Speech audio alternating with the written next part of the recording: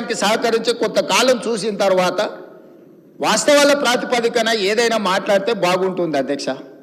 అంతే తప్ప ఈరోజు ఏడ భూసేకరణ చేయడానికి పోయినా అంతెందుకు అధ్యక్ష, నిన్నమన్న నేను చూస్తున్నా గచ్చిబౌలిలో భూమి మీరేం చేయొద్దని. అధ్యక్ష దాదాపుగా 25 సంవత్సరాలు అనుకుంటా, 25 సంవత్సరాల క్రితం బిల్లిరావు అనే వ్యక్తికి, ఒక ప్రైవేట్ వ్యక్తికి, ప్రైవేట్ సంస్థకు ఆ భూమి కేటాయించారు. 25 సంవత్సరాల నుంచి ఏ రోజు కూడా సెంట్రల్ యూనివర్సిటీ దగ్గర ఆ భూమి లేదు. తెలంగాణ ఉన్న కంబైన్డ్ రాష్ట్రంలో 2006లో ఆనాడు కాంగ్రెస్ పార్టీ రద్దు చేసింది ఆ కేటాయింపు. అక్కడి నుంచి కోర్టు కేసులు జరిగినాయి. 2014లో తెలంగాణ రాష్ట్రం వస్తే 2024 వరకు 10 సంవత్సరాలు గత ప్రభుత్వం బిల్లిరావు నుంచి భూమి గుంజుకోలేదు అధ్యక్ష.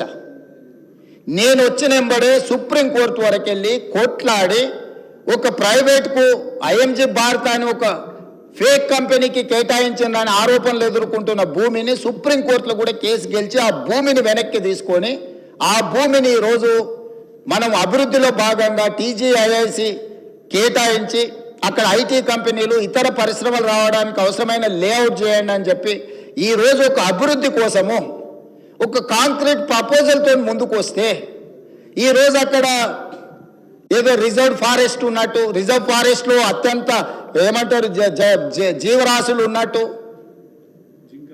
జింకలు పులులు సింహాలన్నీ ఆనే ఉన్నాయి అన్నట్టు, జింకలు పులులు సింహాలు లేవు అధ్యక్ష. ఆ చుట్టుముట్టుతో కొన్ని గుంటనక్కలు చేరి ఇట్లా వ్యవహరిస్తున్నాయి అధ్యక్ష. గుంటనక్కలకు గుణపాఠం చెప్తాం అధ్యక్ష. అది 100% developed area. We are also going to utilize for development. We are not utilizing or otherwise మేము ఎవరికో అర్ధరాత్రి పూట ఎవరికో కట్టబెట్టే ప్రయత్నం చేయలేదు అధ్యక్ష. పర్ఫెక్ట్ డెవలప్మెంట్ చేసి ఓపెన్ ఆక్షన్ ద్వారా అంతర్జాతీయ స్థాయి సంస్థల్ని పెట్టుబడులు పెట్టడానికి భూమిని తెలంగాణ ఇండస్ట్రియల్ ఇన్ఫ్రాస్ట్రక్చర్ కార్పొరేషన్ ద్వారా ఆ పెట్టుబడులను ఆకర్షించడం కోసం ఈరోజు ఒక ప్రణాళికబద్ధమైన డెవలప్మెంట్ చేయడానికి మేము ముందుకు వస్తే ఇవాళ దాన్ని అడ్డుకునే ప్రయత్నం చేస్తున్నారు అధ్యక్ష. నేను ఒకటే మాట అడుగుతున్నా అధ్యక్ష, 10 సంవత్సరాల మీద అధికారంలో ఉన్నప్పుడు ఐఎంజీ భారత బిల్లిరావు అనే ఆయన దగ్గర భూమి ఉన్నప్పుడు మీకు బాధ లేదు, దుఃఖం లేదు, ఆ భూమిని వెనక్కి తీసుకురావాలని ఆలోచన లేదు. అలాంటి వాళ్ళ నుంచి ఆ భూమిని వెనక్కి తీసుకొచ్చి పరిశ్రమల అభివృద్ధి కోసం ఎందుకు అక్కడికి పోయినాం అధ్యక్ష? ఈరోజు అమెరికన్ కౌన్సిలేట్ అక్కడనే ఉంది, ఈరోజు విప్రో అక్కడనే ఉంది, ఇన్ఫోసిస్ అక్కడనే ఉంది, ఐటీ పరిశ్రమలన్నీ అక్కడనే ఉన్నాయి. అట్లాంటివి చాలా పరిశ్రమలు ఉన్నాయి అక్కడ. అది ఫైనాన్షియల్ డిస్ట్రిక్ట్. ఆ ఫైనాన్షియల్ డిస్ట్రిక్ట్ని ఇంకా కొంచెం ఎక్స్పాండ్ చేస్తే అంతర్జాతీయ స్థాయిలో పెట్టుబడులను ఆకర్షించుంటాడని అని చెప్పి ఈరోజు అక్కడ దాన్ని విస్తరించే ప్రయత్నంలో భాగంగా ఈరోజు పోయినాం అధ్యక్ష. పరోక్షంగా కోర్టులో పిఐఎల్ చేపిస్తారు, పరోక్షంగా పిల్లల్ని రెచ్చగొడతారు, యూనివర్సిటీ ల్యాండ్ తీసుకున్నారని. ఐఎంజీ భారత్కు పోయినప్పుడు లేని బాధ ఈరోజు టీజీఐఐసి పరిశ్రమలను నెలకొల్పడానికి, పెట్టుబడులు పెట్టడానికి, వేల లక్షల ఉద్యోగ అవకాశాలు కల్పించడానికి ప్రయత్నం చేస్తుంటే ఎందుకు అభ్యంతర పెడుతున్నారు అధ్యక్ష? ఎందుకు అంటే ఇంత సింపుల్ లాజిక్. అంటే రేపు పొద్దుగాల మీరు ఏ పరిశ్రమల కోసం భూమి సేకరించరా? ఏ రోడ్ల కోసం విస్తరించడానికి మీరు భూములు సేకరించరా? ఈ రాష్ట్రంలో పరిశ్రమలు రావద్దా? ఈ రాష్ట్రంలో పెట్టుబడులు ఎవరు పెట్టొద్దా? ఈ రాష్ట్రంలో చదువుకున్న నిరుద్యోగులకు ఉద్యోగ ఉపాధి అవకాశాలు ఇవ్వొద్దా?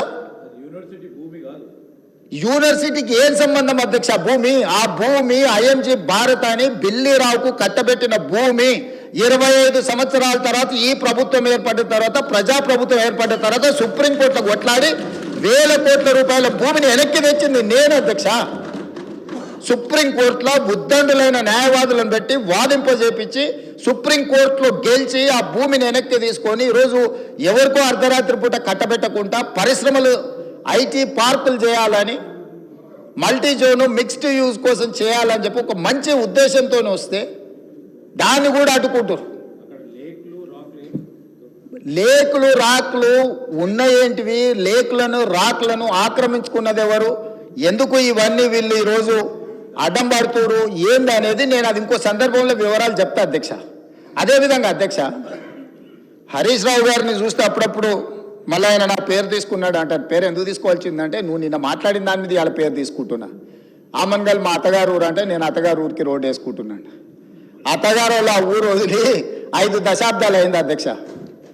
అత్తగారు వాళ్ళ ఊరు వదిలేసి 5 దశాబ్దాలు అయింది.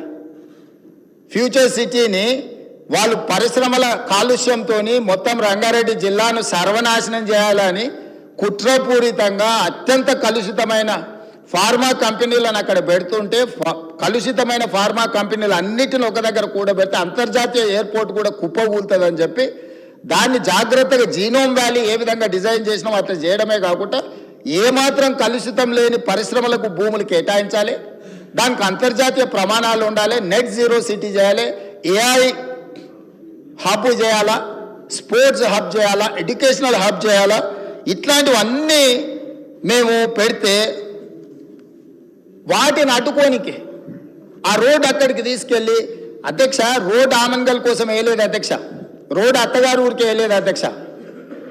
మా అత్తగారు రోడ్డు కావాలంటే సొంత పైసలతోనే అంతకంటే పెద్ద రోడ్డు వేసుకునే అంత శ్రీమంతులే అధ్యక్ష. వాళ్ళు ఏమంత పేదోళ్ళు కాదు, నేను రోడ్డు వేస్తే వాళ్ళు బాగుపడేటంత పరిస్థితి ఏం లేదు. మా అత్తగారు ఎవరో మీకు కూడా బాగా తెలుసు అధ్యక్ష. అధ్యక్ష ఔటర్ రింగ్ రోడ్ నుంచి రీజనల్ రింగ్ రోడ్ ఎక్కడైతే వస్తుందో ఈ రెండింటి మధ్యలో రేడియల్ రోడ్స్ ఒక్కటి కాదు అధ్యక్ష, 11 రోడ్లు డెవలప్ చేయాలని ఈరోజు ప్రతిపాదనలు తెచ్చినాము. ఇవాళ ఒక్కటే మేము అక్కడ కొంగర కళా నుంచి ఎగ్జిట్ రోడ్లో తీసుకొని ఫ్యూచర్ సిటీని టచ్ చేసుకుంటే 90 degrees స్ట్రైట్గా తీసుకున్నాం. నేను స్ట్రైట్గా హరీష్ రావు గారిని నేను అడుగుతున్నా సూటిగా, ఇంకొక ఆయనకైతే సరే ఆయనకు నేను మాట్లాడేది అర్థమైతే అర్థం కాదో నాకు తెలియదు, కానీ వారు ఇక్కడనే ఉన్నారు కాబట్టి వారిని అడుగుతున్నా. ఈరోజు అభివృద్ధి వద్దా, రీజనల్ రింగ్ రోడ్డు నిర్మించాలన్నా వద్దా, రేడియల్ రోడ్స్ వేయాలన్నా వద్దా, ఫ్యూచర్ సిటీ కట్టాలన్నా వద్దా, మూసి రిజర్వేషన్ ప్రాజెక్టు మూసి పునరుద్ధరణ ప్రాజెక్టును చేపట్టాలన్నా వద్దా, పరిశ్రమల కోసం భూములు సేకరించి పరిశ్రమలకు కేటాయించి తద్వారా పెట్టుబడులను ఆకర్షించి తద్వారా రాష్ట్రాన్ని అభివృద్ధి చేయాలన్నా వద్దా. 10 సంవత్సరాలు ప్రభుత్వాన్ని నడిపిన మీరు 10 సంవత్సరాలు తెలంగాణను ప్రపంచానికి ఒక మోడల్గా డెవలప్ చేసిన మీరు ఎక్కడ కూడా భూమి సేకరించకుండానే మీరు చేసిండ్రా? ఈరోజు మీరు మల్లన్న సాగర్ బాధితులకు మల్లన్న సాగర్ భూ నిర్వాసితులకు మీరు చేయాలంటున్నారు. మల్లన్న సాగర్ భూమి ఎవరు సేకరించారు అధ్యక్ష? అధ్యక్ష ఎవరి ఫామ్ హౌస్ దగ్గర ఈరోజు వారు అడిగితే నేను విచారణకు ఆదేశించడానికి సిద్ధంగా ఉన్నా అధ్యక్ష. కొండపోచమ్మ ప్రాజెక్టు నుంచి ఫామ్ హౌస్లకు డైరెక్ట్గా కాలువలు తీసుకున్న వాళ్ళు ఎవరు? ఈరోజు కట్టుకున్న రిజర్వాయర్లు అది రంగనాయక సాగరా, లేకపోతే కొండపోచమ్మనా, లేకపోతే మల్లన్న సాగరా? ఎవరు భూములు కొనుక్కున్నారు, ఎవరు ఫామ్ హౌజులు కట్టుకున్నారు, ఎవరి ఫామ్ హౌజులకు ఆ రిజర్వాయర్ల నుంచి నీళ్లు పోతున్నాయి, రోడ్లు ఎవరు వేసుకున్నారు? ఈరోజు నాకు కానీ నా కుటుంబ సభ్యులకు కానీ నేను ప్రభుత్వం వచ్చిన తర్వాత 1 ఇంచు భూమైనా ఎక్కడైనా మేము కొనుక్కున్నామా? అది ఫ్యూచర్ సిటీ కాదు, 4 బ్రదర్స్ సిటీ అని, 4 crore brother and sisters city అధ్యక్ష. 4 కోట్ల తెలంగాణ సోదరులు సోదరీమణుల యొక్క సిటీ అధ్యక్ష. That is our future. ఆనాడు చంద్రబాబు నాయుడు గారు మొదలుపెట్టిన సైబరాబాద్ డెవలప్మెంట్ అథారిటీని రాజశేఖర రెడ్డి గారు కొనసాగించి, రాజశేఖర రెడ్డి గారు రాజకీయ కక్షాపూరితమైన ఆలోచనలు చెయ్యొద్దు, అభివృద్ధిలో ఎవరు మొదలుపెట్టినా దాన్ని కొనసాగించాలని రాజశేఖర రెడ్డి గారు నిర్ణయం తీసుకొని చంద్రబాబు నాయుడు గారు 200 ఫీట్లతో మొదలుపెట్టిన ఔటర్ రింగ్ రోడ్డును 500 ఫీట్లకు పెంచడమే కాదు, ఆనాడు పెద్దలు దేవేందర్ గౌడ్ గారు శంషాబాద్లో మొదలుపెట్టిన అంతర్జాతీయ ఎయిర్పోర్టు ప్రతిపాదనను రాజశేఖర రెడ్డి గారు కొనసాగించుండు. రాజశేఖర రెడ్డి గారు ఆనాడు ఐటీ కానీ ఫార్మా కానీ నేదురుమల్లి జనార్దన్ రెడ్డి గారు మొదలుపెట్టిన hitech city foundation, Rajiv Gandhi గారిని ఆదర్శంగా తీసుకొని మొదలుపెట్టిన హైటెక్ సిటీని చంద్రబాబు నాయుడు గారు కొనసాగించారు. చంద్రబాబు నాయుడు గారు కొనసాగించిన దాన్ని రాజశేఖర రెడ్డి గారు విస్తరించారు. ఏ రోజు కూడా కక్షాపూరితమైన ఆలోచనలతోని మేము వ్యవహరించలేదు అధ్యక్ష. గత ప్రభుత్వం ఏదైనా చేసి ఉంటే మేము ఇది మంచి చేసినాం కొనసాగించండి అని మీరు అక్కడి నుంచి మాకు సూచన చేయండి. నేను ముఖ్యమంత్రి అయినప్పుడు ఇదే సభలో చెప్పిన అభివృద్ధి విషయంలో మాకు భిన్న అభిప్రాయాలు లేవు. గత ప్రభుత్వం ఏదైనా మంచి చేసి ఉంటే ఆ మంచిని కొనసాగిస్తామని ఇక్కడి నుంచే నేను స్పష్టంగా